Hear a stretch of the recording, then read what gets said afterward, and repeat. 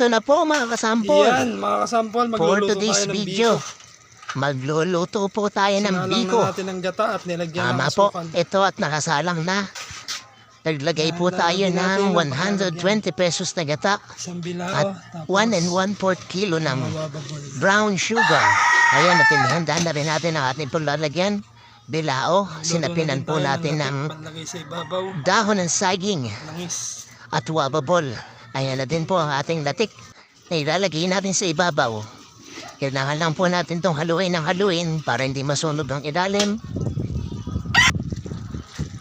At pag malagkit na, ay ilalagay na po natin yung sinaing natin na glutinous rice.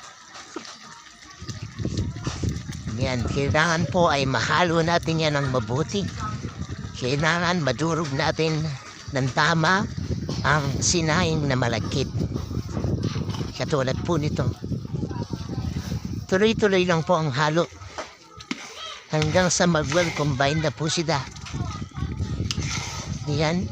At kung may nakikita po tayong buong glutinous, ay kinakailangan po natin durugin para lumasa ng gusto ang gata at ang asukan. Ayan, hintayin lang po natin itong lumagkit ng gusto ay yung halos magdidikit-dikit na. Katulad po ng pagkakasali natin sa bilao. Yan, at nasa bilao na po. Babawas tayo dito ng 5 wababol dahil 2 kilo po ito. At ang ating bilao ay pang 1 kilo at kalahati lang po. At sa mga malapit po dito sa amin, kung gusto nyo po itong matikman, ay pumunta na po kayo. Ngayong araw po ito. At ipiniprepare na natin. Mamaya-maya lang po na konti ay pambenta na po ito. Ayan.